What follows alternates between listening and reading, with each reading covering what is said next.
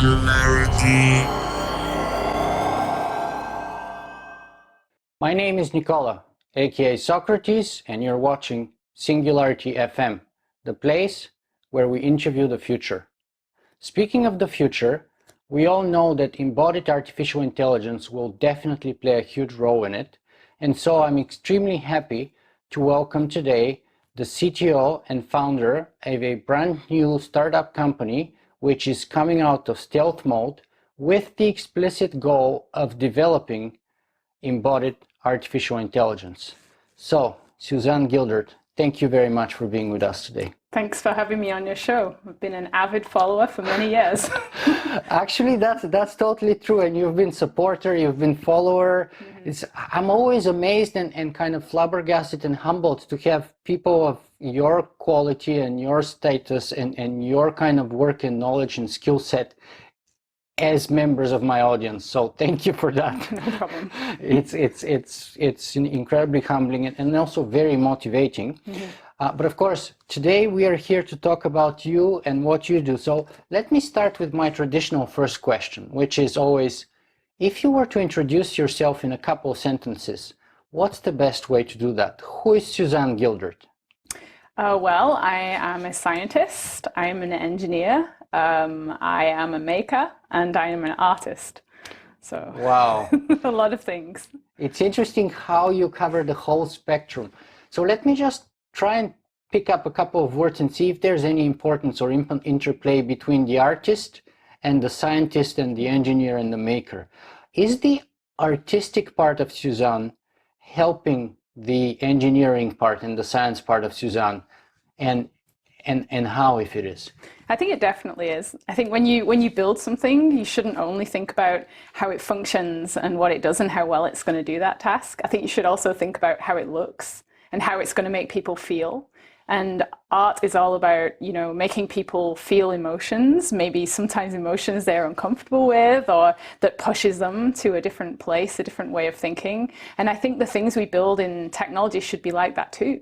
I think they should make people, awe-inspired or evoke some kind of emotional reaction as well as just a pure, oh, this is a gadget that is for a task and it makes my life better. I think it should also move people on a deeper level. So art's very important for engineering. That's fantastic. So let's be a little more specific here and give people the sort of the background or the content of both your science and your art. So in scientific terms, you're a PhD in theoretical physics? Experimental physics. Experimental physics. There you go. So tell us a little bit more about that. Right. Well, I think the reason I ended up with this science-art dichotomy was because my mother was an artist. And my father he was very interested in science and electronics. So from an early age, I was exposed to both these fields. And I was always trying to come up with a way to merge them or bring them together, or at least not have them in conflict in my life. So I've always had this sort of, both sides of the coin there. And I didn't want to pursue art as a career because I sort of knew from an early age that that's difficult. It's hard to make money as an artist. It's hard to make a living. So I wanted to go into science, which I was very passionate about, and always keep the art as a hobby. That's what my parents recommended I did, and it's what I did. But now I've actually been able to find a way to weave the art back into the science. So I think it's definitely been a big part of my life. That's phenomenal. So tell us a little bit about your art. What kind of art do you do? So, I've done a variety of different things throughout my life, primarily painting and drawing and digital painting specifically. So up until a few years ago, I did a lot of fantasy, dark and Gothic digital painting, exploring themes such as angels and demons. And the specific theme I explored the most was things that are on the surface beautiful, but have a darker nugget within them, or on the surface appear ugly or difficult to understand or sort of darker, but have something really good or meaningful or pure inside them. So I like playing with those two themes. The dichotomies, the contrasts. Yeah.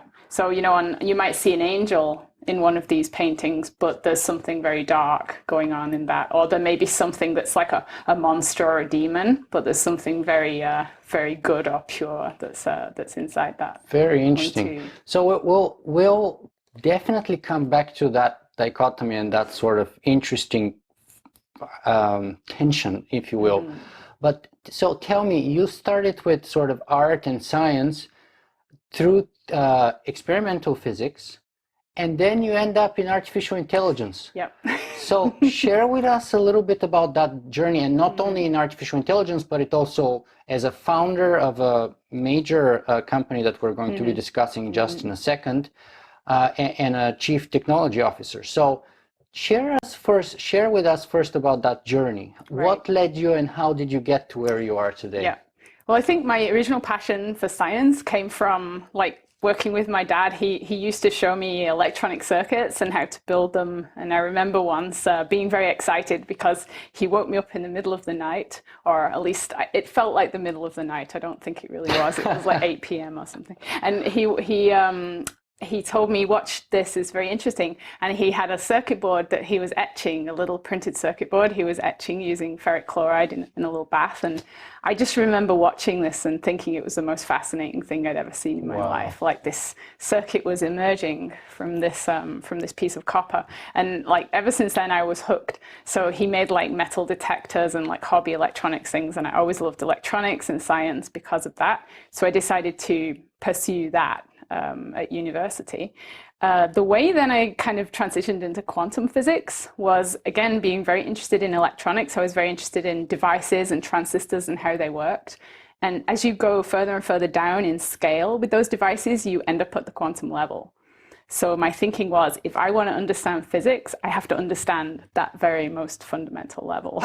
Definitely. So of those devices. I did that, and it was very cool and interesting, and I loved quantum physics research, but I still always had this desire to really build things. I wanted to build proper, real big-scale processors that actually, were used for real applications. That's the difference between an experimental physicist and a theoretical physicist, I think, right? Yeah. So my favorite parts of experimental physics were being hands-on in the lab, actually really building things, measuring things, and improving things. The quantum devices I was working with during my PhD research were very small. They were kind of like the single transistor equivalent in a quantum computer. So I was engineering a little tiny part of a single transistor. And I kind of started to realize if I ever wanted to build a larger scale processor or ever see a quantum computer come to life, I was going to have to start working on a different scale. Yeah. So that's when I started learning a bit about D-Wave and what they were doing. And when I found out about this company, I was like, wow, they're actually building not just one transistor and optimizing that. They've already built a whole processor with thousands of these transistors on it, these quantum transistor equivalents called Josephson junctions.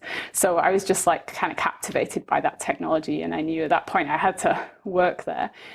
It was interesting though, at the same time, I actually started reading a lot about intelligence. I read a book called On Intelligence by Jeff Hawkins. It was around 2009, and that was a real eye-opener for me because it was the first time I'd really thought about intelligence and that it might be algorithmically definable. And the book was so elegantly written in terms of a sort of almost a universal theory of cognition that I was like, wow, this is amazing. So then I started to get interested in neural nets, and because I was doing quantum physics, I got interested in quantum neural nets, and then that's how I transitioned into AI. So you're originally from Bristol? I'm originally from Manchester, and I went to school in Birmingham. Oh, in Birmingham. Yeah. Okay, great. And then you made the trip all the way from the UK to the West Coast in North America, in Canada. It's quite a long way. It is, yeah. It was difficult. I mean, I had to move house. I had to leave behind all my friends very near and dear, and my family, and basically start a new life in a place that I had been to before, but I'd never lived there. How many years did you spend with D-Wave? 4. 4 years. Yeah. Right. And the interesting thing of that is that about 4 years ago, we were already kind of in touch with you through my sort of podcast network. And about that time, I did an interview with Jordi Rose, who is the CTO of D-Wave, of course. And it's funny that his parting message was, machine intelligence is closer than you think. And now this makes a lot more sense, because you left D-Wave around that time, and to do what? So I left D-Wave to start a new company. The company is now Kindred. It's been going for about 2.5 years. And it was through thinking about AI so much that I realized I was just so passionate about the intelligence and the AI side of things. And the quantum computing, whilst it was still really cool, was the computers we were building were just tools. And they were tools to answer questions. But what I really started thinking about was, what are those questions that we need to ask? And so moving into AI was a way of working on defining those questions and figuring out the algorithms that we could then go back and use these kind of supercomputers and quantum computers to optimize. Pablo Picasso, I think, was the person who said, computers are very stupid. They can only give you answers. Yeah. So, and to me personally, as a philosopher, my personal Turing test for smart machines would be, I don't care about the answers.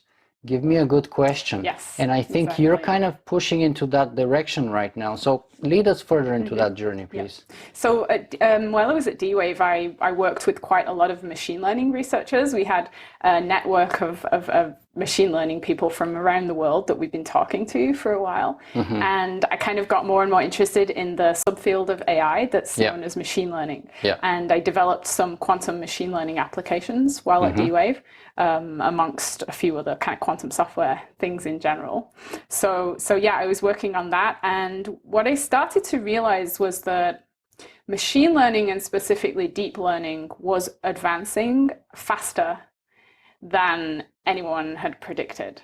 And so I was watching these advancements sort of from the sideline. As you might imagine, every month or so there was a new paper coming out. There was something else in the news about deep learning and how it was going to take over the world and be the next big thing. And I'd already been thinking about intelligence and wanting to do something. So I was like, I have to get on board this train because it's leaving now.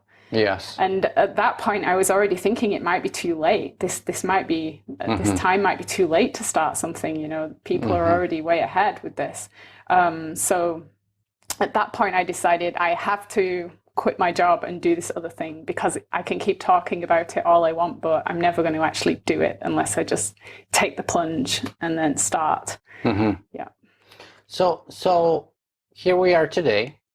You have been in stealth mode for 2.5 years now. That's right. So tell us the sort of the scoop on Kindred AI. What is the company all about? Who are the major team players? Where do you get the funding for it, and things like that? So Kindred was founded with the explicit mission of creating human-like intelligence in machines. So that was our mission from the outset. It still is today, and we're still trying to pursue that vision. Now that's a kind of a long-term vision, and in fact, the founding of Kindred, myself and my co-founders were sort of inspired by some of these more mission-driven organizations. Like Tesla and SpaceX are obvious examples, but there are many companies like this where they are trying to build products, but they also have this more longer-term mission, which is what everyone in the company feels very strongly and they're very passionate about. Right. And those kind of companies will endure hardships, they will like push the state of the art, and they will create new innovations because everyone's so passionate about the mission. At Silicon Valley, people call that massively transformative purpose. So, things like organize the world's information, solve intelligence, solve humanity's grand challenges. Those are such examples. Yeah, that's right. So we had this this like mission and vision. But there was something else, which was, so I wouldn't have started it unless there was like a clear technological path as well, because I think having the strategy is very important before you just sort of jump and start something. So it was when we had both the vision, the visionary, far future looking mission, and a clear path of how to get there that made sense. So that was when it all clicked for me. And the path that we took to get there is based on 3 technological advancements, I'd say, or 3 technological paths. The first one is robotics, specifically humanoid robotics, although we do some other things with different types of robots. So the reason that technology was coming into place for me was the fact that the cost of sensors and hardware and motors and 3D printing and firmware platforms was all coming down. It was getting increasingly easier and cheaper to build a robot from scratch in the lab or in your garage or whatever in like 3 days. So people think of classical robotics. These kind of robots that you see in manufacturing now are big, they're sort of cumbersome, they're very expensive, they're very specialized.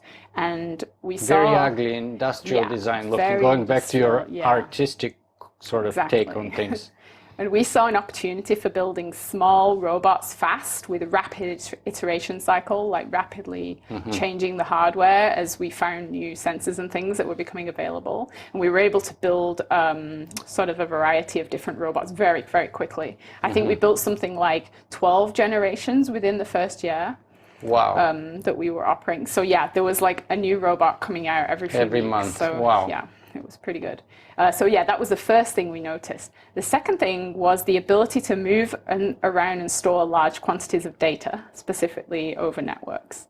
So this was the sort of second technology track we had. So one of the technologies we use is something called immersive teleoperation, which is where a human uses either a full exosuit or some devices that they hold and a head-up display they look through to immerse themselves in the robot's body and be able to control it. Right.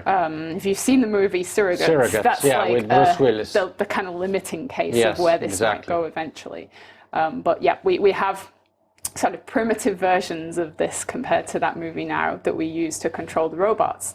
And all the data that comes from the humans performing tasks is very good quality training data for machine learning algorithms, because the robots are essentially doing exactly what you'd want them to do if they were human-like. So all that training data is very high quality, and we can store it all, and we can actually teleoperate robots now in real time because we have such awesome like networking platforms opening up and things like 5G coming along. It's just like makes everything easier. So the sort of, I don't really like the word big data, but in this case it really does apply, because you've got like terabytes of data coming from these per second robots, maybe being stored. So that big data is the second one. The third technology track was advanced machine learning algorithms that were just being discovered at What do you do with that data? Yeah, it's what do you do How with the do data? you learn from that data? Yeah, because you have all this data, and you want to actually get some kind of action out of it, some value out of it. And apply it, So what we do is we use all that data to train the latest machine learning, using latest machine learning techniques, specifically certain kinds of neural nets is our focus. And what we try and do is get those neural nets to reproduce the type of data that they were shown. And if you kind of take this to its logical extreme, what it means is you're able to train a robot to do any task that a human's able to show it. And it will be able to then do that task autonomously. So the way that process works is basically the human performs first, you collect the data, you upload the data, you run some machine learning algorithms, try to extrapolate or learn or translate the data into machine language and see if the machines can extrapolate some kind of a pattern and discern how to perform the task in their own way with similar or the same results. Yes. Is that kind of the super simplistic way of describing it? That's one way you can do it, where you collect all the data first and then you train and then you run. There's a second mode, which is called online learning, where the model is training at the same time as the data is streaming in. So you can actually have the AI getting smarter, like whilst the... Simultaneously? Yeah. Wow. So we've been looking at, we look at both those ways of doing it, Wow, very, very interesting. Let me zoom back just a little bit and ask you here, what's your biggest dream? Well, I personally would like to see a world where in our lifetimes we have non-biological sentiences living amongst us. So I dream of a world where there are humans, there are other animals, mammals, there are, you know, reptiles and insects, but there's another entire species, not species, genus or phylus or whatever the name is of that. I'm not very good on the on the biological side. evolution. Yeah, me yes, too. but another entirely new Kind. sort of section of these animals, but they are just non-biological. They are essentially robots, if you want to call them robots, but they may not be robots in the way people think of when they think about robots. They're essentially machine creatures. So I want to see those kind of things being part of our world. And why is that so exciting for you? Why is that having such an appeal and such pull on you? So there's a couple of reasons. One is that I think everything that the human civilization has done up to now has been done in the same way. We are humans and we use our brains to create things, and then we do things that like help humans, and everything has been made by humans. And I just think if there is a world where there is another species that can also use tools and make new things and progress science and technology in the way that humans do, that is a huge resource. And I think it would be like an upgrade to our civilization if we had a helping or a symbiotic species with us, and they would have different traits to us. For example, they could have, their minds could be connected together, so they could operate more as a small collectives whenever they needed to, and then break away. So a good example of this is, if I can tell a short anecdote. Sure. When I was working in physics, I remember very specifically having a light bulb moment. And which is one of the reasons I decided to go into AI. And what I was doing was I'd just been doing an experiment on the apparatus that I was using to measure the samples. And I went back to my desk and I was trying to understand the theory behind the experiment I was doing. And I remember looking through this theory, and it was pages and pages of math, and there were these complex things called Green's functions. And I just remember staring at them, and the symbols started to move around, and I was like, I don't understand any of this. And at that moment, I started thinking, why are human brains like mine trying to do this when they're obviously not designed to natively manipulate these kind of equations and make these sort of breakthroughs theoretically. Data. Now, some people can do it, but it's getting increasingly fewer and fewer as the science gets more and more complex. So the light bulb moment was, maybe my time and resources is better spent trying to build machines that can understand and do these things better than we can. Get somebody else to do the heavy lifting. Yeah. Essentially artificial scientists. Absolutely. I think science it's been amazing what we're able to do, but imagine what we could do in science if, say, we weren't limited by a group or a network of biologists having to read every single paper that was published. I don't think it's even possible now. It's not. Yeah. If you had an AI that could keep track and read every single paper and amass all that knowledge and draw conclusions from it, we'd probably be able to cure cancer. This is what medical AIs like Watson do nowadays, right? Which is why on average they do much better than the average oncologist. Because the average oncologist, even with 20 or 30 years of experience, would never have the chance to stay abreast of the thousands of new papers and research coming out all the time, whereas someone like Watson certainly can. Right, so that's a great point. But let me ask you though, the biggest fear of some people is that kind of a beautiful scenario where you painted us working harmoniously or cohabiting peacefully together and alongside the robots would be a utopia, because there are people like Elon Musk who said it's like summoning the demon. Dr. Stephen Hawking said it may be our last invention, and of course James Barrett has a phenomenal book called Our Final Invention. So aren't you concerned about those fears that we may be bringing our own end, our own death, our own replacements? So I think the way I think about this is, it's not going to be one extreme or the other. So I think people like to think in black and white terms. Like, I don't like the term utopia because I don't think anything will ever be a utopia, but I also don't think it will be the worst case dystopian sci-fi scenario you can think of. I think it'll be somewhere in between, but more on the good end of the spectrum for humanity. I do agree that this is something we need to be thinking about now, because these things are being developed. I mean, whether it's Kindred or another company, it's happening. Deep learning, for example. Yeah, and even not even AI. I mean, you don't even need AI to automate a lot of things that are being automated now. So changes are coming. And I think as a society, we need to think about those changes and what that means.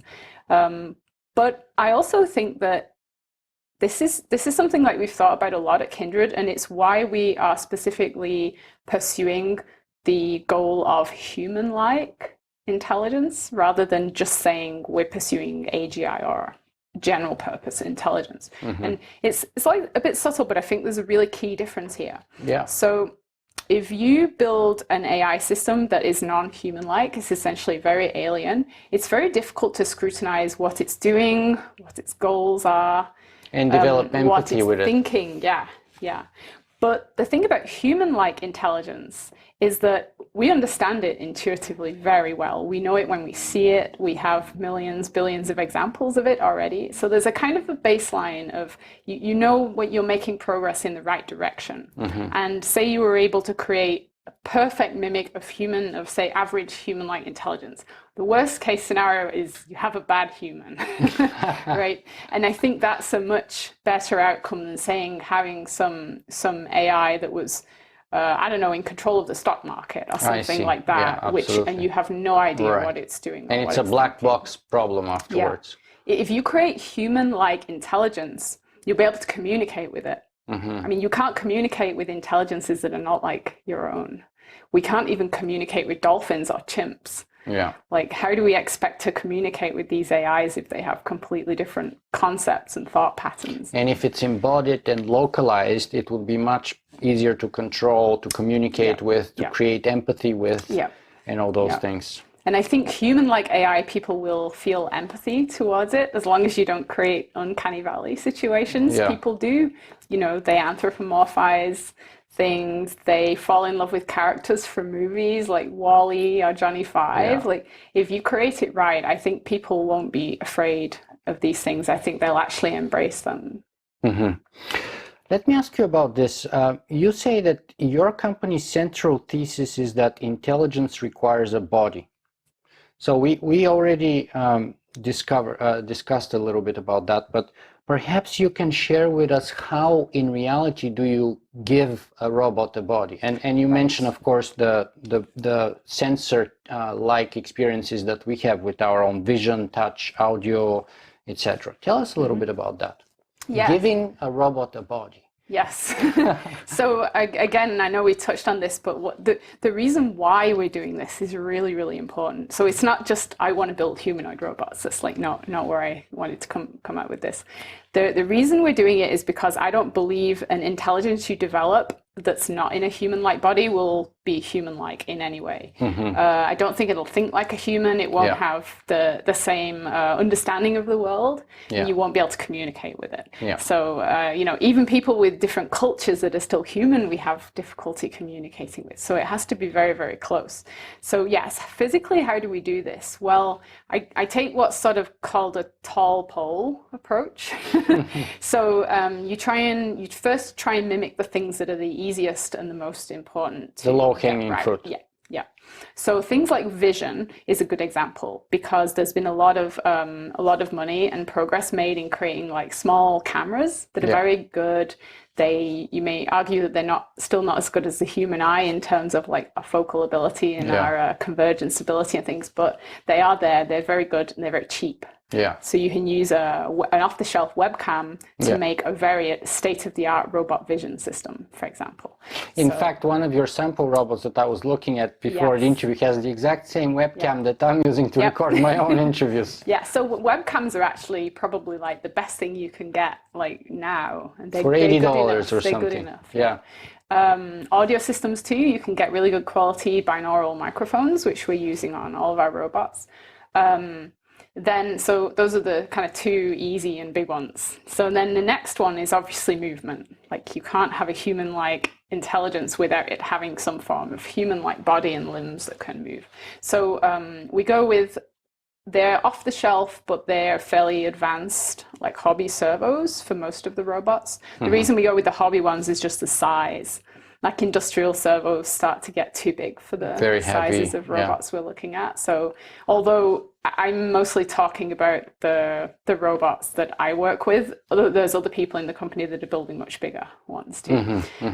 So servos, now servos aren't really very good. They're not a very good analog to the way the human body works, because we're much more, we have muscles. Much more dexterous. Yeah, the muscles work in a very different way to a servo, which like directly changes the angle of a joint, whereas a muscle like pulls and indirectly changes things. So we're investigating like more bio-inspired ways to move bodies, but that field is a little bit behind some of the other things like vision and audio.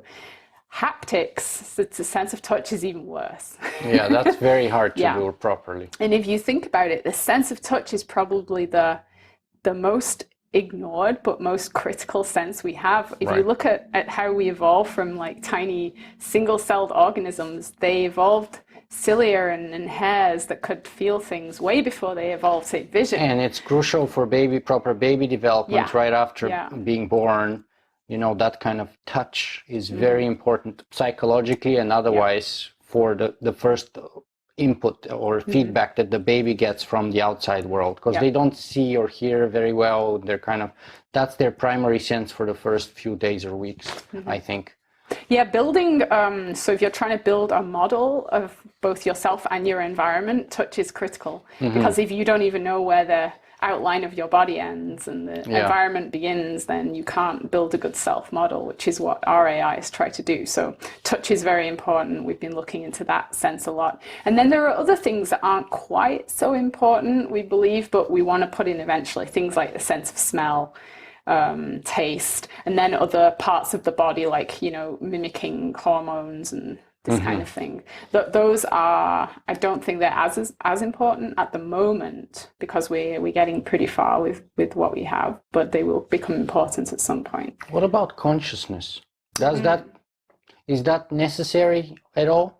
I think it's necessary, but I also think it's an emergent property. So, oh, really? Yes. That's very interesting. Yeah. So I'm of the school of thought that if you build a brain-like system that has the right structure and is connected to an embodied set of senses and actuators in the right way, consciousness will emerge if you get enough of the enough complexity in the model that organism has of itself. Or maybe Daniel Dennett is correct in saying that consciousness is an illusion, that it does emerge indeed, but it does as a perception or a self-delusion, if you will, but it doesn't really exist. Yes, I do tend to agree with that school of thought. It's the things that we think of as the properties of consciousness, I think, will emerge from any sufficiently advanced model that's able to contemplate its own existence as an embodied agent. Right. I don't think you need anything more than that, anything magical. Well, tell me a little bit more details about your company. How many people do you have? Where are you located, and things like that? We still, let's start with those. So we currently have 3 offices. The company was originally founded in Vancouver, which is where I'm based now. But we have 3 offices, one in Vancouver, one in San Francisco, and one in Toronto. There's about 35 people working for the company at the moment, and we're about 2.5, 2 3/4 years old now. Okay. Yeah. And what about funding? Did you get angel investors or seed capital? How did that work in the beginning? We raised a seed round from local investors in the network, and then later on we raised a Series A round from some more big name investors. There was quite a few of the big Silicon Valley investors in that round. Give us some examples, perhaps. So in the seed, the 2 large ones were Data Collective and First Round. And then in the Series A, we had Google Ventures and Eclipse join us. Bloomberg. Yeah. Okay, and what about the people? You said you have 35 people. Share with us a few notable names. I know Jordi Rose is now the Chief Executive Officer. Yep, that's right. Yep. So Jordi is working for Kindred now. He's left eWave. You stole him. Well, yeah. So he's been interested in AI for almost as long as I have. Maybe longer. Which is why his parting message, even though the topic of our conversation was quantum computers, his message was machine learning is closer than you think, or artificial intelligence is closer than you think. Yeah. Now that it all makes sense. And he's been thinking about AI for a long time, and also kind of a similar route, thinking about it in terms of quantum computers, but then just becoming interested in it as an entity in itself. And I was in conversations with him for a long time about how you might structure this as a company and that kind of thing. And I basically rang him up and said, "Would you like to join Kindred full time?" And he said yes. So that was excellent. Phenomenal. Yeah, and we wouldn't have been able to do any of the fundraising or like that without him. It's been really good. Jordi is very knowledgeable and experienced in that field. So, but what about the actual development team? Because you guys are, I don't know now.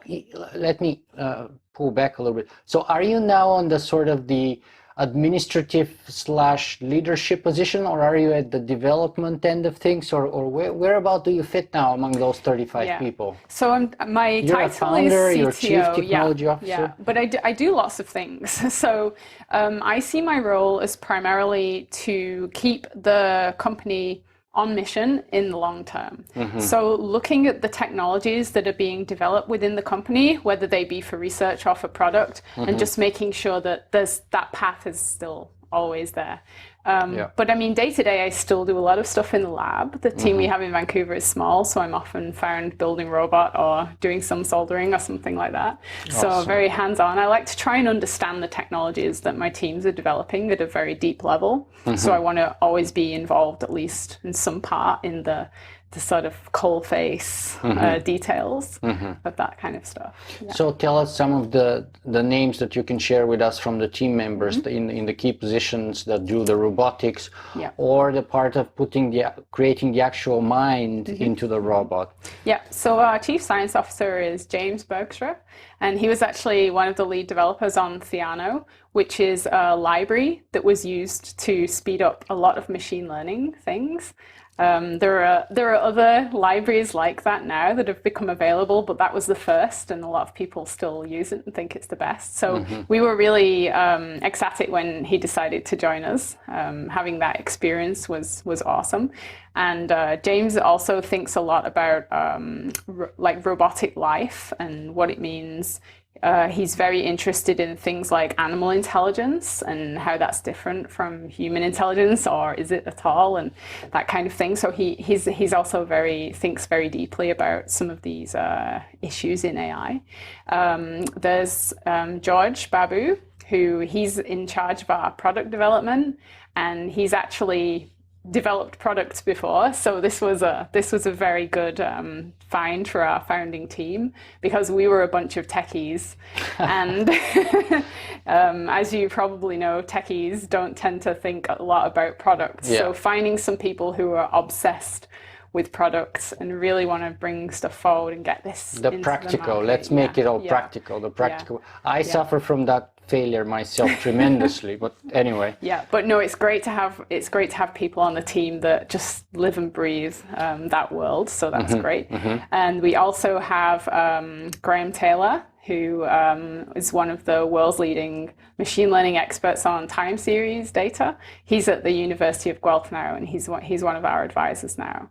Wow. And also Ajay Agrawal is a part-time advisory role, and he's a professor of economics at U of T. So, we have a very diverse founding group, which we felt was important for a company like this, because if you're creating something like intelligence as a product, it's going to impact everything. Yes. It's going to impact society, it's going to impact science, it's going to impact technology, it's going to impact economics, politics. So we wanted a very diverse background of people, and having an economist on board was excellent because we can start asking questions straight away of how does this affect the future of the economy and things like that. What about ethics? Does it have space somewhere there? Yeah, I'm very excited about ethics personally, and in a way that's a little unusual. So when most people think about ethics, they think, how will robots impact humans, and is it ethical to I don't know, do something to a human or have a human experience something. But I'm also interested in robot ethics. Like, how are we going to treat these things that we are creating? Like artificial intelligence rights. Yes. Instead of human rights. So intelligence human rights are very important. Sure, and we've been fighting over the years to include more and more of humanity and civilization into that human rights bracket. And now what I see is going to happen is, when we create these sort of new machine sentiences, which, by the way, are already here, they're just not human-like yet. They're sort of at the level of, ants or maybe kind of insect, that sort of level, but they'll get there quickly because it's going to exponentially improve. And we should be thinking about this now. Like, if you had, a thought experiment, if you had a humanoid robot that passed the Turing test and for all intents and purposes was behaving like a human and you couldn't tell the difference other than the way it looked, would that be, like, how would we treat that? Could you keep him as a slave at home to do all your bidding? Could that robot gain citizenship? Like, do you need to pay your robot to do your laundry? Yeah. Would robots be considered as slaves? I wouldn't be happy with that situation, but I think a lot of people think that is what they will be.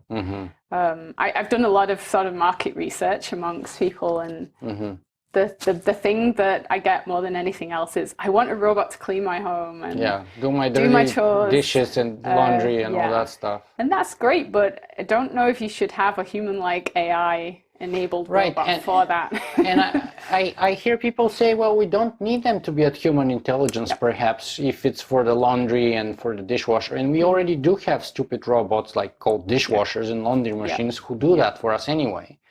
So maybe we just need them to be a little bit smarter so that they can even put it in the drawer or something and iron it and do the whole thing. But they don't need to be human intelligence, and then we don't have to feel bad about it.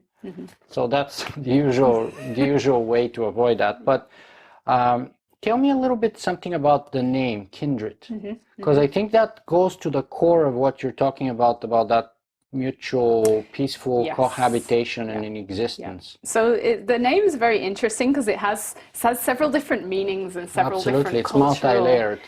Things with it. So the main kind of primary meaning of the word is in the sense of the kindred spirit. So we want the things that we're developing and will eventually have living amongst us to feel like our teammates or our other beings in our civilization. Our best friends, perhaps. Yeah, our companions. We want them to feel like family, like friends, like part of civilization. So that's where the kindred came from. It's this idea of sitting around the campfire, and your tribe is like a set of kindred spirits. But then there's also a couple of other connotations. Like there's a little bit of a vampire reference you'll find if you look up the word kindred, and that's kind of interesting because to me that symbolizes what we were talking about before with the not everything is a utopia. I mean, there will be problems and issues arising, and I don't think we should pretend that that's not going to happen. I think we should acknowledge it and start thinking of ways in which we can get around it. So this slightly dark undertone of the word. Perhaps the angel and demon topic that we were seeing in your art before emerging in a different form. Yeah. So I think that's just a little nod to that. Yeah, we're aware that, there could be issues. There will be societal upheaval. There will be things. And maybe it's unclear which ones are the angels and which ones are the demons. And as you said, there's something good in each and something bad in each. And Yeah. we're a bit of both, perhaps, or who is going to turn out to be what is to be seen. So what's the kind of the goals or the benchmarks that you kind of well, let me backtrack a little bit before that question, and let me ask you this. So you've been in stealth mode for 2.5 years. You're going public now. This is among the first interviews that you've ever done. Why now? Well, we believe now that the technology is at a place where we've kind of shown that the underlying ideas all work. Because it could have just been that something wasn't ready. Like I was talking about the 3 technology things earlier. It could have just been that networks just weren't fast enough to do any of this kind of stuff. But so we believe we've proven out that all these technologies are now robust and solid enough to build something, a layer on top of them. To put them together. Yeah, and we've also built and demonstrated that the whole system works from end to end, which is, I like building things and then showing them rather than just telling people what we're going to build. So I didn't want to show people any of the stuff that we've created at Kindred until it's ready, until it's at least, at a stage where people will be, less skeptical. So when can we see it? Well, over the next few months, we're going to be increasingly showing more and more of our stuff. I think our website will be going live this week, so people will be able to go there, and there'll be things added to that over time. So yeah. So can you tell us perhaps something about the products that you would be showing and releasing? So the company, the purpose of Kindred is to become a profitable business. So obviously, if you want to become a profitable business, you need to create and sell products. The kind of products that we're looking at are AI enabled. They're going to be combinations of AIs working together with humans. So I can't talk about any of the products in detail, but I can give you an overview of the general class in which these products are in. So I already mentioned about the teleoperation systems. Yes. So imagine that you have a robot that's in an existing category of industry, and its job is to do something like move objects around, something like that. Yeah. So the problem with those kind of robots is they're usually pre-programmed just to move something from A to B, and all the numbers are programmed in. But there'll be edge cases where, say, something falls over, or from the edge of the shelf on the ground. Yeah, or there's a pack. It has to move packets of something, and one of the packets is split open, and the contents is spilling out. So in that case, the robot doesn't know what to do, or it thinks it knows what to do. It'll just grab, and then it'll make a mess, or screw something up. So those edge cases are where a human has to come in, manually stop that robot, fix the situation. What we want to do is have the AI look out for anomalous situations that it can't handle itself. And then it can call for a human to come in and help. And a human can take direct control of that robot within a couple of seconds. They can manipulate it using with the our telepresence remote connection thing. Fix the problem and then let the robot carry on. And then put on auto mode again. And there are many, many examples of just even these edge cases, but also there are industries where things haven't been able to be automated because these are not just edge cases. This kind of thing happens It's like a lot. the pattern. The pattern is very hard pattern to discern in the first place. And in those cases, we can take pre-existing robots, put them in there, and now you have this hybrid control system. So you can now start to put robots into tasks that haven't been able to be have robots doing them before. So that's the kind of product that we're going after at the moment. Some people would say, well, if your purpose is to be a profitable corporation, that's very different from the purpose of maybe creating free robots as their thinking agents, because wouldn't you kind of, and you're someone very concerned about robots or intelligence, right? So let's say you're successful. You create 1 million self-thinking robots.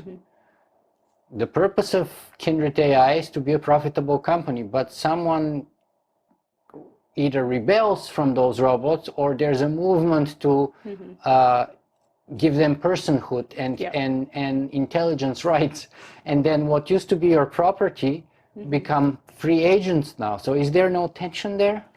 I think there is tension, but I think there are also clever solutions to this problem.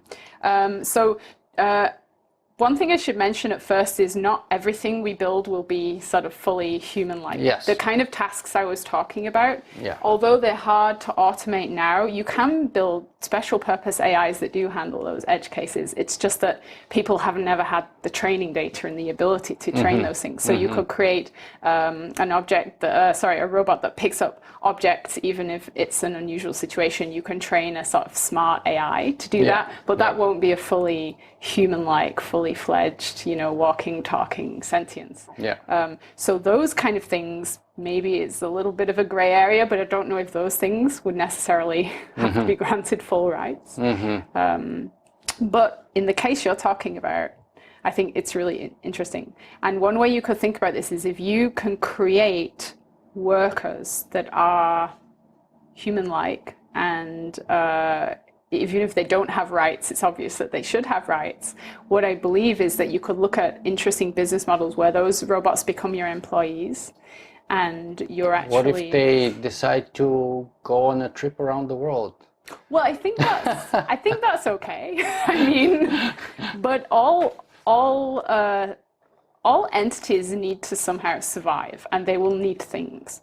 So they will need resources like energy and, I don't know, oil, whatever is their favorite beverage.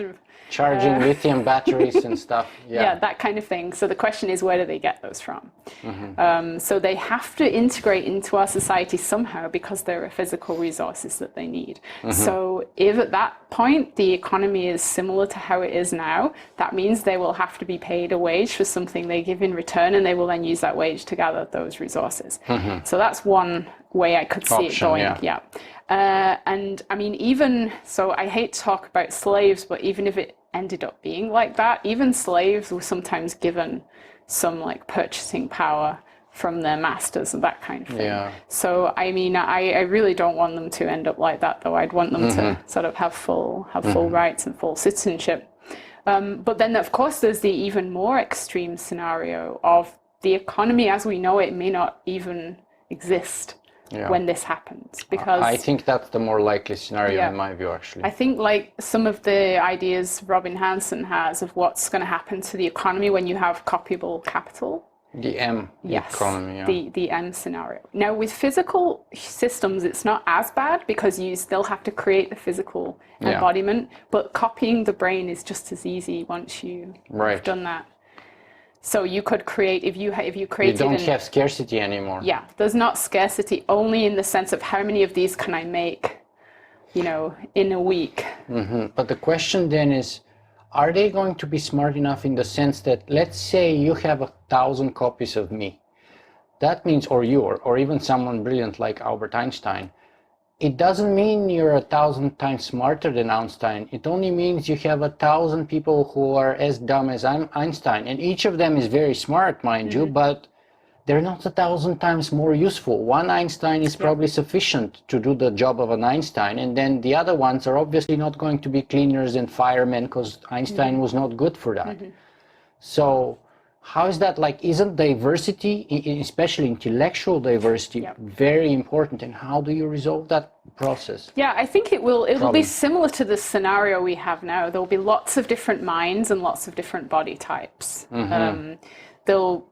People will start by building these and want to explore the diversity of robots, but then eventually the robots will start deciding themselves, well, wouldn't it be great if I had this upgrade or different brain? But yeah, I think it will be a very diverse ecosystem. I very much doubt there would be 10,000 copies of one person, for example. And another thing is, because of how the neural net-based AIs we develop are architected, it's possible to kind of take part of one and sort of cross modular sort of plug and play or So you can't do this in any way you might imagine, but there are certain ways you could do it. So you could imagine almost a genetic algorithm type of meta thing going on top of this.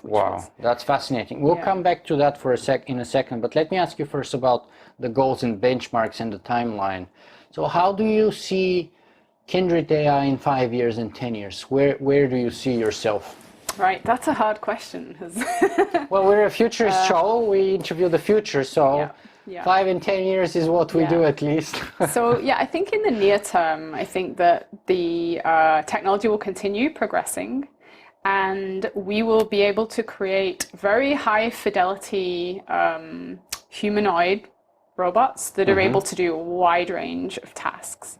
So I don't think on that time frame we'll be at full general purpose AI, but I think we'll start seeing these systems that are excellent at sort of modular tasks that require some generality or some ability to generalize around that task.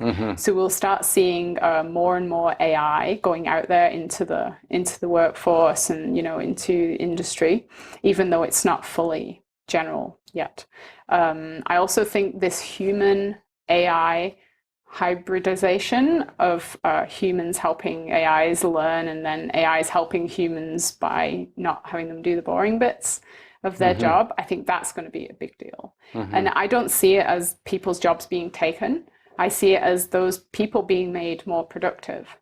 Because now an AI can do the parts of the human job that are very repetitive and tedious, and that human is now freed up to help more of the AIs. So what they're actually doing is doing a more interesting job, maybe even remotely. So they're not in a nasty kind of environment anymore, which a lot of these jobs are very But what if strenuous. all jobs turn out to be repetitive at one level or another? So we see that happening already, even with high-level jobs like radiologists, for example, or oncologists.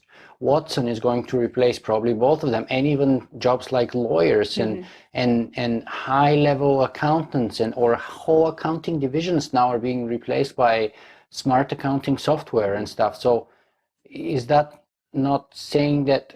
I mean, that's another way of asking is, what's your take on technological unemployment? Is that something that we should be concerned about? Because it would appear to me that your robots will be so very capable that almost nothing, provided you're successful, in theory, nothing should be impossible if they're at human level intelligence. Yeah, I think that's true. It's going to be a way out. So, What do you mean by way out, by the way? Just like, I think 10, 20, 30? the scenario you're talking about is probably a couple of decades away. Okay. Because even if tomorrow we manage to build this general purpose thing, to get that out there in the world and distribute it and the uptake, all these other kind of systems are slow. So it's not just about the technological innovations and breakthroughs. It's about having them actually in the real world. Like percolate through. So for example, we've had VR headsets now for like 40 years or something, right? Since the 80s, and they're only just becoming available as consumer devices. Right. So I mean, I think like a general purpose AI might be faster because there's an obvious demand for it, but I still think it'll take a long time, even if the tech progresses really, really quickly. But I do think technological unemployment is going to be a big problem, and we have to do something about it. We have to start thinking about this scenario now, and I think governments need to start thinking about what's going to happen. Because the problem is if you replace all labor and no one has a wage anymore, there's no consumer base. So the whole of the economy fails and capitalism doesn't make sense anymore. So there has to be something that comes after that. Let me ask you this. What's the competitive advantage that your company brings to the market that didn't exist before? What's that kind of unique element in your recipe of AI? Because let's be honest, there's hundreds. I mean, AI is the fad right now everywhere. Everything is AI-ified. So what's unique about Kindred AI? Our core uniquenesses are the human-like aspect of it and the ability to train those systems and have the AIs and the humans work together in real time. So this is not just humans are supplying training data and then AIs are being trained on it. It's like a human and an AI are both sitting at the controls, and then there's a system that decides who should be in control at any one time. Very interesting. So that is something that there's not a lot of that kind of thing. I haven't heard of it before, to be honest. Yeah. So you could imagine just which doesn't mean anything other than I haven't heard of it, but it's not a measure of anything. But it just helps, make everything more fluid, because now humans can do tasks from anywhere. They don't have to physically be in the location to perform a task. So someone within some in limitations, though, because absolutely, you're dead on. Like in the Philippines or here, but taking that a few steps further, if we talk about Elon Musk's goal to go to Mars and stuff like that, there's about a 7-minute delay, even to the moon, which is why all those rovers, the Mars rovers, are autonomous vehicles, because of the delay, 7 minutes or whatever it is, I forget. It makes it impossible for them to be remote operated, right? So well, that's not so much of a problem, depending on how you do the automation algorithm. For example, at first, when the AI knows nothing, the human has to do everything, right down to the very lowest level of motor control. So they have to be moving the Oh, I see. Things. But in time, it shifts to the machine itself. You can automate those things, and the human input moves up a level of abstraction. So now, instead of moving a hand and grasping something, you just point and click on it, and the robot will know how to grasp it. And then even higher up, when that part's been automated, the human will be able to say, pick up all the red objects in this room. And then it will already have learned all the parts it needs. And then, at an even higher level of abstraction, it might, ask, why am I doing that? And there might be something like, we need to clean because, we have a visitor. And so you'll be able to give instructions at higher and higher levels of abstraction as the AI learns more and more, which is why the humans won't disappear anytime soon, because there are many, many different levels of abstraction that we have to issue commands at. Very interesting. So how do you build a mind? Simple question. Was that Kurzweil's or Chris Eliot-Smith's book? One is, I always confuse them, because one is how to build a mind and the other is how to build a brain. So it's like there's another book about cyborg citizen and another book called Citizen Cyborg. And one is Chris Cable's Gray and the other is James Hughes, and I always confuse who's got who's. So many. Yes, we were joking that we should write a book and call it like some obscure combination of all these things. So how do you do it? Forget the title. How do we do it in reality? Because that's not a prosaic task. No, it's not easy. And it's not even, you don't even start by thinking about how to build a mind in the kind of Kindred way of doing things.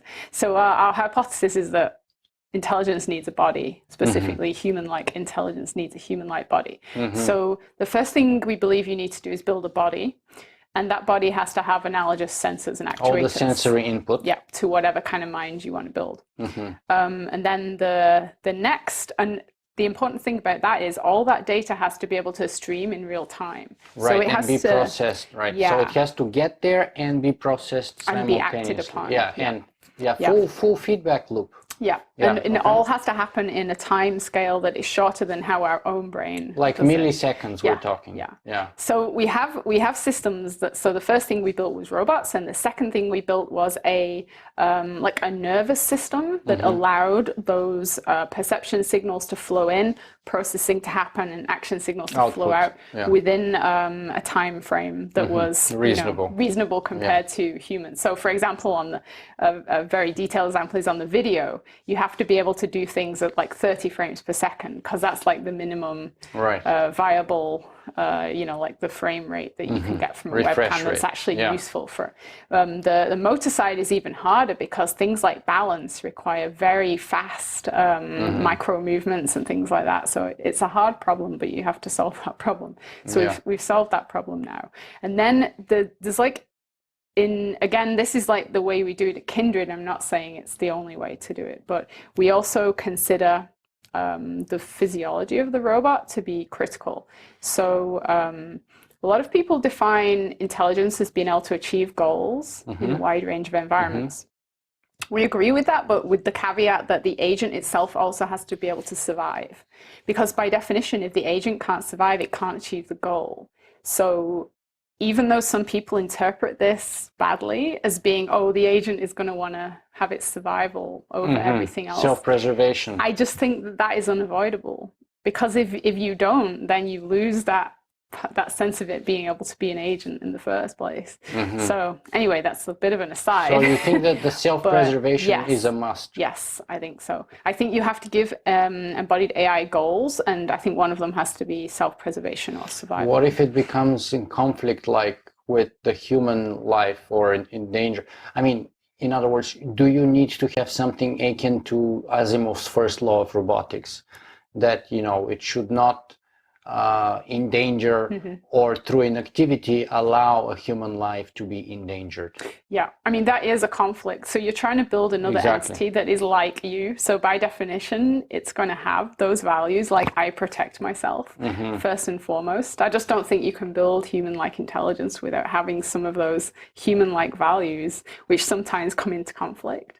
So, but one of the ways we're preventing or maintaining the safety of these systems early on is keeping them small. So like physically small and also like not as capable as they could be. This kind of sounds silly, but if you start messing around with like wild neural nets in a giant robot, it's gonna like smack you in the face, right? I've actually had my robot smack me in the face more than once. But luckily, they're small enough that they don't do too much damage. Wow. Yeah. So you realize when you start building things, you realize very quickly, like there are things that you have to put into the robot before you even get to the AI part that are super important. So how big is your robot that smacked you in the face? The one that smacked me in the face. It was about 2.5 feet tall. Yeah, and I think I was just like messing with some of its electronics or something, and it.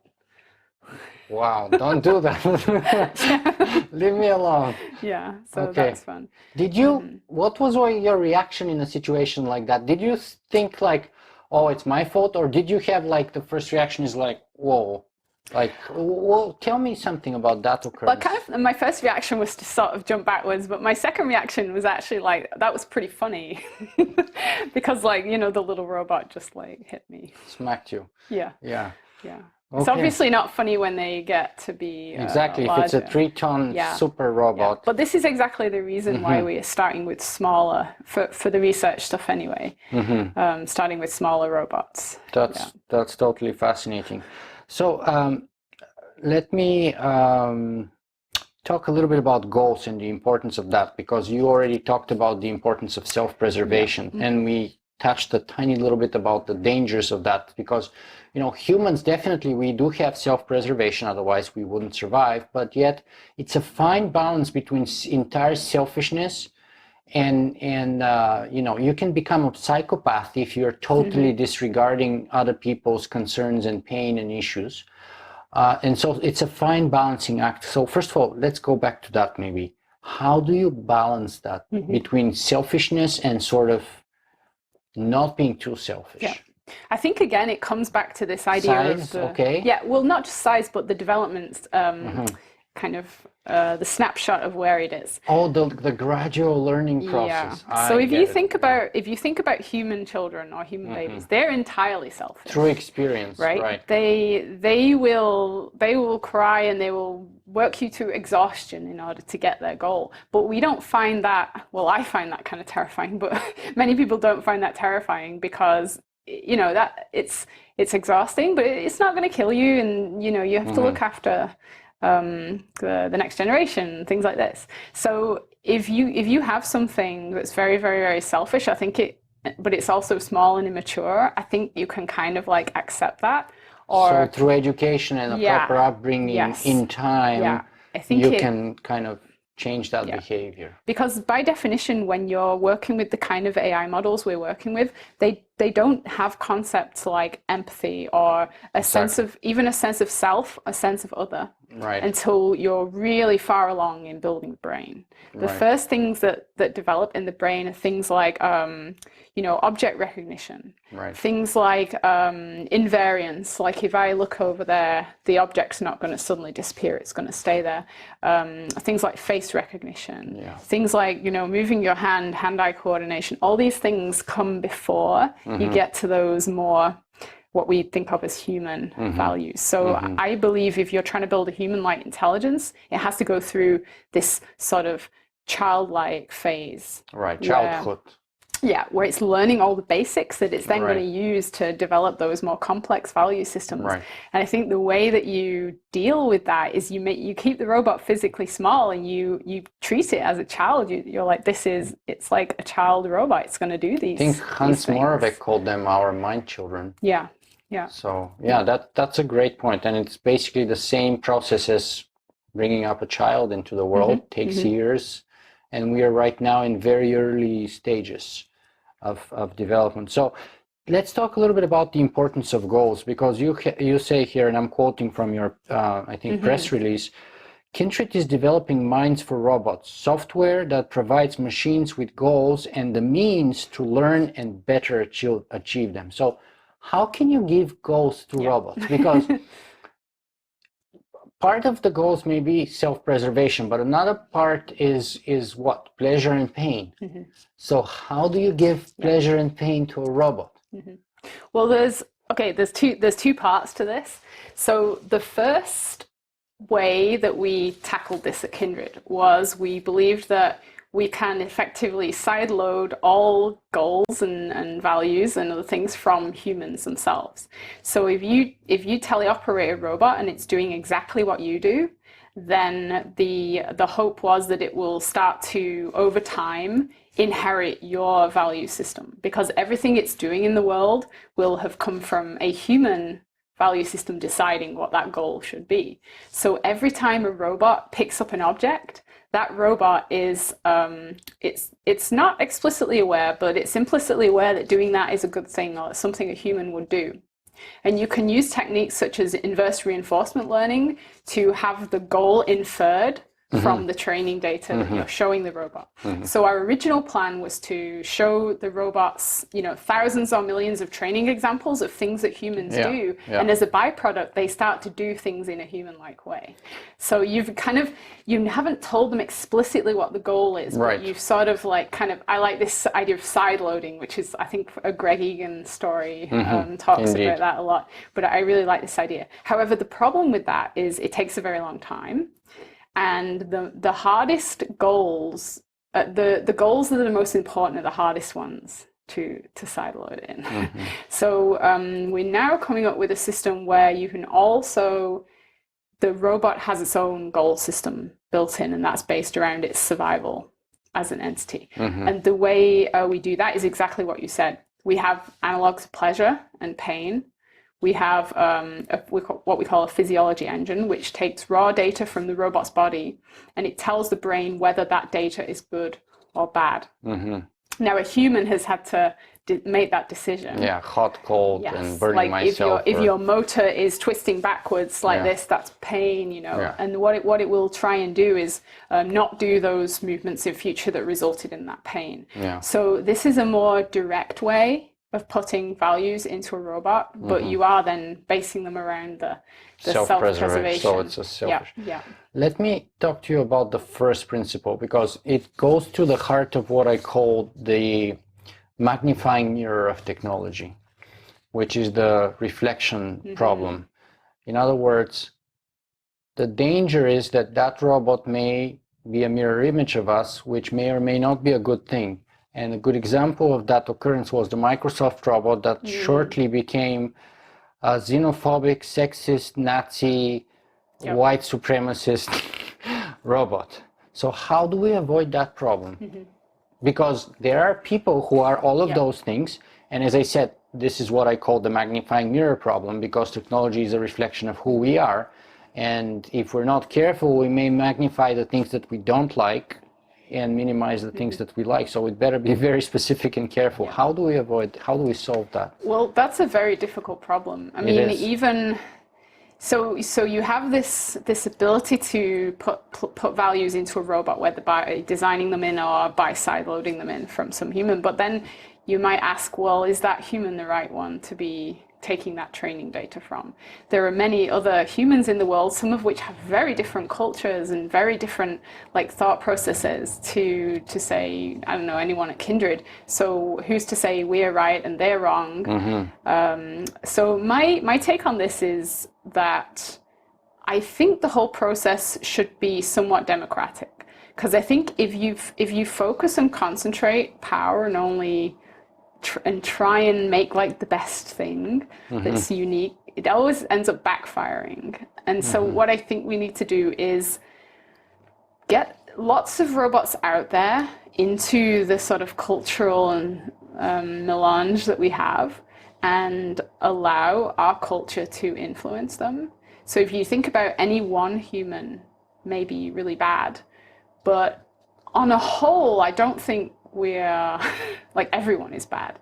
So if you let the values more en masse filter into this robot society, then that could help. But it's a hard problem. I don't really have a good answer for it. I would suggest two things to be careful perhaps here, is that on the whole, whether we're good or bad, I don't know. I hope we're good, but we're doing on the whole very unsmart things at the very least. Yep. So we're destroying our own planet, we know that. And there are many other examples that would show that on the whole, we're not always doing the right, even the selfish thing is, we're not even doing the selfishly right thing to do for our own sake. And personally, what I think is what you're talking about is in a way a mentorship program. Just like for human growth, from children to become productive members of society as adults, mentorship and good role models are very important. And I think here, in that example with robots, it will be kind of the same thing, very important. And which is why I'm liking my metaphor that technology is a magnifying mirror, because in the end of the day, it's a blank tool which reflects who we are. And if we put the wrong image, we're going to get the demon out rather than the angel. One interesting thing about this that may be different with some, say, machine sentiences than with humans is once they've got to human level intelligence, presumably that also implies that they're now able to understand their own coding, at least to the extent we can.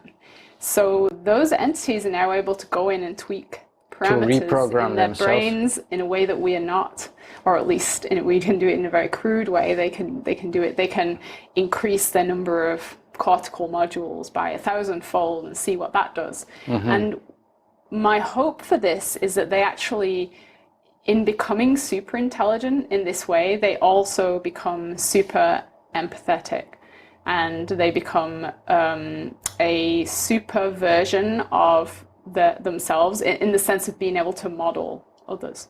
So I think one definition of intelligence is being able to build a rich and faithful model of yourself and the environment and others in the environment. And I think if we could build these super intelligent entities, they would understand things at a much better level than we do. They would know exactly what the impact of their actions would have on every human being on the planet. Whereas we don't know that. We didn't know that if we dug all the coal out of the ground and burned fossil fuels. But now we already do. Now we do, and it's hard to stop. Doesn't make we a difference. But maybe these sentiences will be able to find answers to these problems, because they'll be able to become super smart scientists, because they have extra resources that our brains don't have. I really hope so, but it comes to the goals then, right? Because it would be an issue of whether their goals as a kind are compatible with ours. Because maybe they don't care about the environment being destroyed because they don't need it to survive the way we do. I mean, we are not aware of that fact, but we do need the environment to survive in it. A robot may not feel that way. If they find an independent source of energy, like nuclear fusion or something like that, they maybe become totally, impartial or at best even, or at worst, totally disregard the environment. So the goal setting would be of primary importance, I think. Well, I like to think now that one of the things I'm most proud about civilization is that we're starting to realize like the suffering we inflict on the environment and on its flora and fauna. Yeah. And so we are kind of emerging into this more empathetic civilization. So for example, we're now aware like if we cut down trees in this area, that's going to have an impact. And you know, maybe a few hundred years ago, no one really cared. I like to think of these future beings as being like hyper aware of all that. And so when people say things like, oh, they'll just wipe us out, I'm not sure that's true. I think you can see it, the very beginnings of us as a society now, not wanting to say, kill off species. We want to preserve them. We want to even bring back, you know, species that have gone extinct because of our actions. So I think if we seed these new beings with our value, like what we think is the very best of our value system, and then have them hyper-extend that, I just can see that they may become... I totally agree with that, but it's interesting that we keep coming back to it in a way is that we have the capacity for both angels and demons in our nature. And therefore, to me, it's a question of which nature are we going to give to our mind children? And that's why, to me, technology is a mirror. And that's why I would suggest we have to be very deliberate and very conscious and cognizant about that process and about our own responsibility as mentors, as creators, as parents to those entities, because we do bear that responsibility. So speaking of responsibility, do you feel like you're working to bring the technological singularity closer to us? It depends how you define it. Very well. So I know there are many different definitions of the technological singularity. One is that I believe it's the point at which we achieve human-like AI in machines. Human-level AI. Human-level AI. Yeah. So that, I guess, we are obviously working towards because it's our mission, if that's the definition. But to be honest, as a definition of the singularity, that to me doesn't seem... It doesn't work somehow because it's not a singularity. I think it's sort of something that would then enable a singularity. I think if you just had human-like, be they robots or simulations or virtual AIs, and they were just human-like, I think our society would not be that different from it is now. We'd just have a bunch more humans around. But then is this if they start understanding their own programming and they start then recursive self-improvement. That would then maybe lead to a singularity. So the singularity itself, I'm not quite sure I believe is the wrong word, but it's it seems to be a point at which you kind of can't tell what's going to happen. Right. The idea is you borrow the idea from physics, where you have the phenomenon of event horizon, which is a point beyond of no return. A point of no return, a point beyond which we cannot see anything because no light escapes, and a point beyond which our ability to model the future falls apart. So now your counterpoint is that if we just have human-level AI, it's not going to be that different. It's going to be like more intelligences, but not too different. The idea then is, well, what if those intelligences find a way to recursively self-improve themselves where the gap between us and them grows so fast, so quickly, that we are unable to keep up with them? And I think would that be qualifying as a singularity? I think it would. I think it would be on that track of exponential progress. However, I think in that situation, if that happens, what I think is every human on the planet will have to make choices. They'll have to decide how much of this sort of new world they want to be part of, or how much of the old world and old styles they want to remain part of. So I think that there will be options for everyone. So I certainly don't think everyone has to undergo some sort of Kurzweilian merger, become kind of cyborgish and that sort of thing. But I think if people want to, they should have the option to do that. Likewise, if people want to So say the super intelligences have sorted out the economy for us, and there is abundance, and we don't need to work for a wage anymore. There may be people that are just happy doing their hobbies and like socializing and living a different life. I mean, there are people like the Amish engage in creative pursuits or decide to live outside of that society, like the Amish do today. Actually, in Ontario, we have a number of Mennonites and Amish communities that are probably in the 19th century somewhere. So I think there would be a lot of communities that are analogs to the Amish for this kind of, not necessarily technology, but for this kind of cyborgification where they're like, I don't want any of that stuff going inside Human me. 1.0. Yeah. They want to stay at that level. Yeah, but they still, they'll still have their iPads and their phones and things like that. And that's fine. I think the future going towards a singularity gives us more options. Because if you believe that there will be abundance, then that will be able to support a multitude of different lifestyles, more so than there are now. So I think that's a good thing. And that's not even mentioning where virtual reality might go. So that might give people another vast number of options for how to live their life. So I think when people have this idea of we're going to merge with technology, and it has the sort of undertone of, and everyone has to come along with it. And I don't think that's true. I think the people that are really excited by that will want to do it. And then maybe they could even continue competing with the fully AI entities and, trying to keep up with them and getting the latest augments and all this kind of stuff. But I think there'll be people that just don't want that. And I think that's great. Yeah, I actually think one of the nicest features of a free society is the ability of people to say no to certain things. And I think it's also a sign of a mature and self-confident society, because I think that societies and cultures that lack self-confidence do not allow for opting out, do not allow for exceptions, and are very rigid in enforcing their rules and laws. But let me ask you something that I should have asked you a little bit earlier when we were on the building minds topic. Is there space in quantum physics when it comes to building minds, or is it straightforward Newtonian? I thought you might ask me this question. Yeah, I should have asked you earlier. It just occurred to me now. So I believe the brain is completely classical in terms of its information processing content. Obviously, there are things going on in there that are quantum processes, but these are going on at a level lower than we need to go into to get the detail of the actual information processing that's going on. So I believe you could simulate sort of a human brain on a classical digital supercomputer pretty easily. Pretty easily? Well, yeah, if you had a supercomputer that was big enough and you knew the structural algorithms and things like that, I don't think there would be any surprises.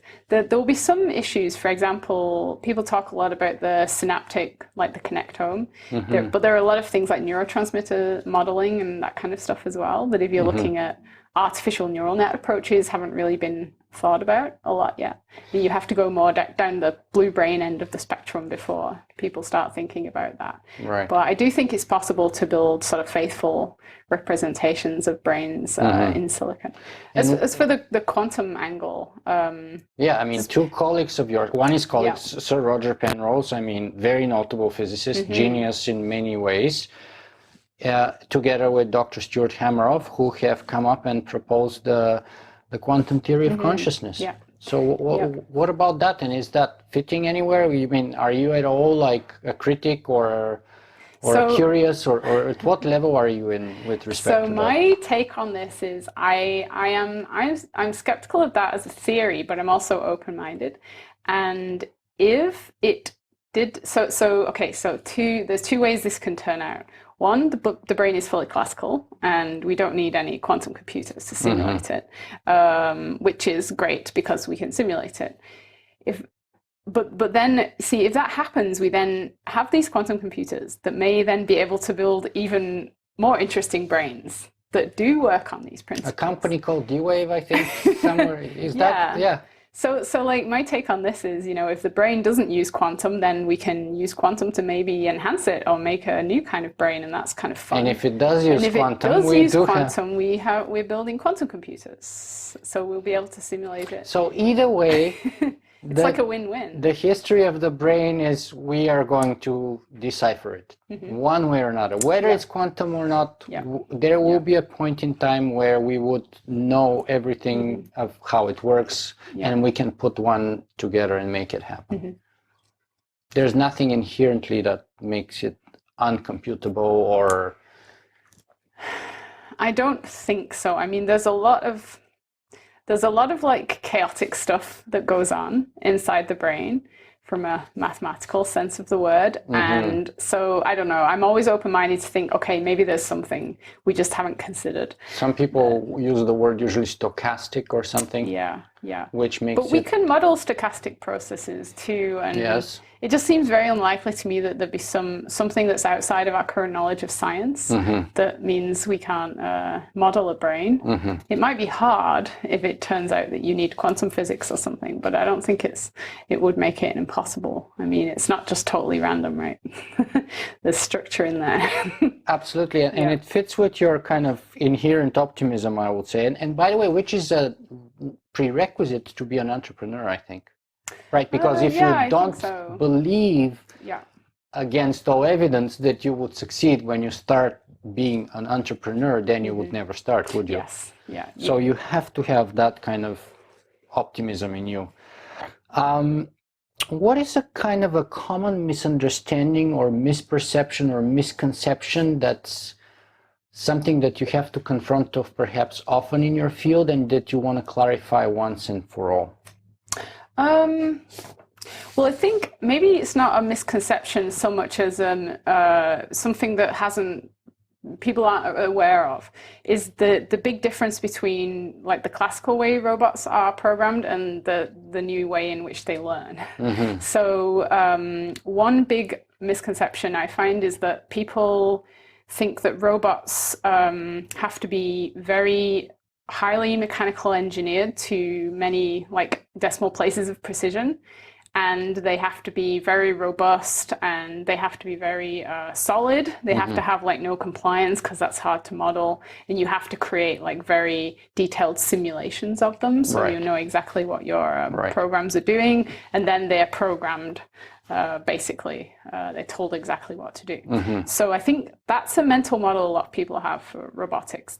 And that comes along with that things like, therefore, heavy-duty industrial tasks. They manufacture cars. They're big. They're scary. They're expensive. And they're ugly. And they're ugly. Or nothing like humanoid. Right. So that's kind of, I think, the mental model people have. The kind of robots we think of are more like biological creatures. 3PO. Although even C-3PO is kind of he was made to look a little like mechanical. The sort of thing I'm talking about is like compliant tendons, things that stretch and bend like real biological creatures do, things that don't need 5 nines of precision, because if you have one arm that's slightly longer than the other, it doesn't matter because your brain adapts to that. So as soon as you start building AI in a way where you have a neural net that can adapt to whatever it's given, rather than you having to program in exactly or know the exact specs of that robot, then that's much more flexible. Absolutely. So I think, adaptable. And it doesn't matter if your robot's like, say its arm falls off or something. It doesn't matter because the brain will become aware of that, and the robot may have a really huge pain signal, but it's not going to stop trying to do what it was trying to do. So that would enhance the survivability too of the system, because when one part of the system fails, the rest of it ought to find a way to adapt to and move on, just like us humans do with our biological systems. Right, so very interesting. I can see how that's extremely useful.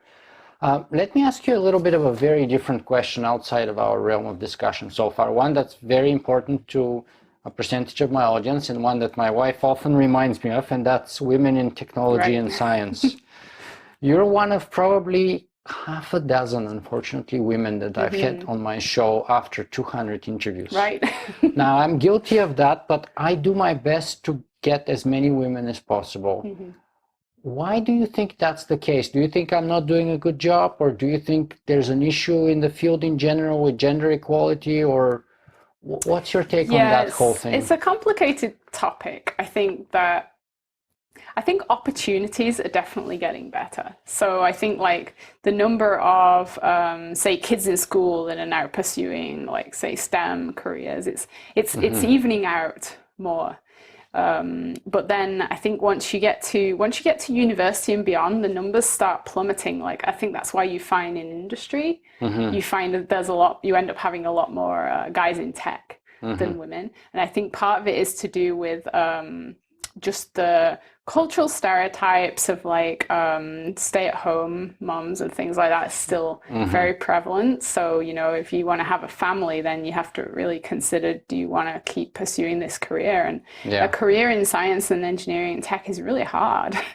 And I know some people say you can have it all, but I'm just not sure I believe that. Like I think you have to choose. We all have to make choices. I think too, by the way, yeah. And I think just in general, I think also there are genetic differences between men and women, and I think just in general, girls don't tend to be as interested in science, and the boys do. So I don't think there's anything we can really do about that, because I think a lot of it is innate. You don't think that's social in a way? I think it's somewhat social, but I don't think it's all social. Because, for example, boys get given Legos or bulldozers or guns and as toys, and girls get given dolls. Yes, and I think I have a friend who has a daughter, and he says he never gave her any of the girly stuff at all. You know, they all got the same. There was no bias, and yet as she grew up, she started like pointing at the pink things and wanting to pick the dolls. And so I think in some people it's probably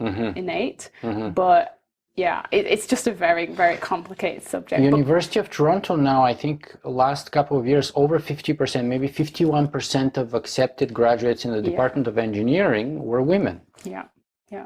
I mean, one thing I do strongly believe in is that we should give like all girls a chance to find an interest in science and then nurture it if it's there. So I was telling you the story about my father with the electronics, and you know, maybe some people waking would have up been in the middle like, of the night. she won't be interested in that. But no, he sort of brought me along and said, hey, show watch you this. how you make a copper so circuit. I think there are things you can do like that that's Absolutely. really nice to create some magic, some interest, some curiosity there. And also there are other things you can do, like building robots. These robots can become anything from your imagination. So, you know, if you're interested in like dragons or horses or something, there's some way that you can weave that in to a science or a tech theme.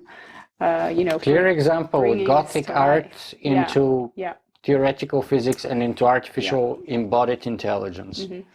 Wow. And that relates to one other thing I wanted to mention, which is something I think's maybe not wrong with the education system, but I think there's an alternate way to do it, which is I think like kids are they're taught facts and they're taught about things without much context of why they're learning these things. I'm a big fan of doing a more top-down approach where you start with a problem and then you learn things as a result of having to solve that problem. So I remember doing a few things like this at school where, you know, we had to like build a bridge out of paper straws and you had to like solve the problems and things like this. But I mean, instead of teaching school kids things like mechanics in mathematics, why not get them to build like a raceway with a car on, and their project is to try and get the car to do the loop. And then in building this, they've got to figure out things like power to weight ratio. What kind of battery do I have to put in here? Gravity, friction, centripetal force, all these things like come in. So, you know, in getting them to try and really think about how to solve a problem, you've taught them all these things without them even knowing it, as opposed to giving them all these equations and saying, you know, learn this.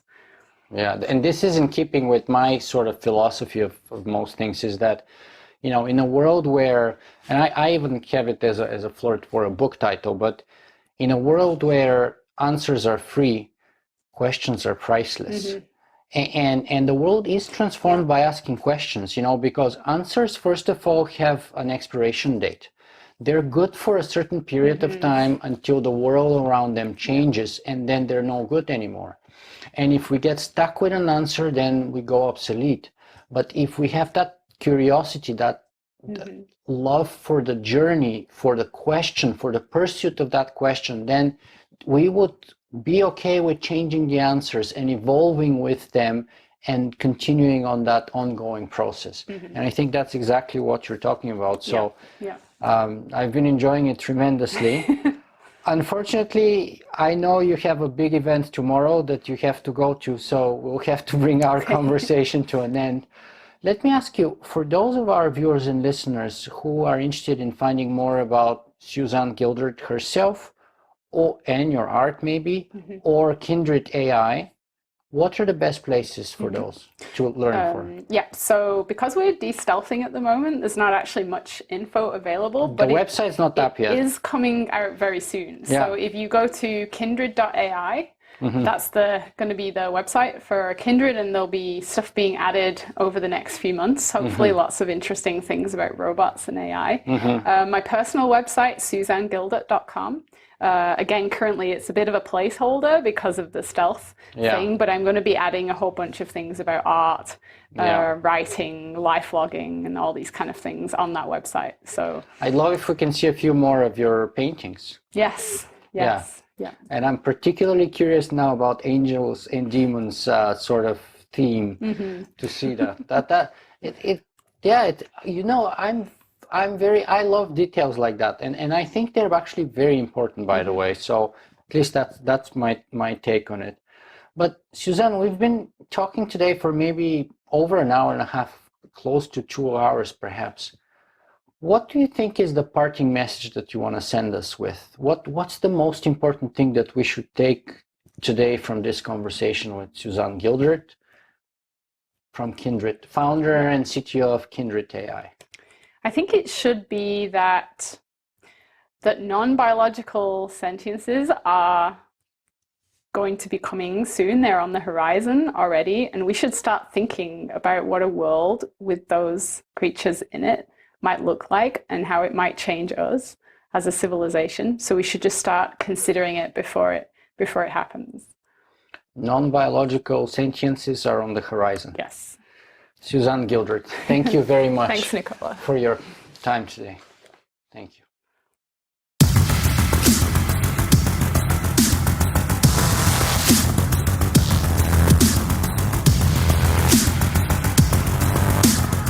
If you guys enjoyed this show, you can help me make it better in a couple of ways. You can go and write a review on iTunes, or you can simply make a donation.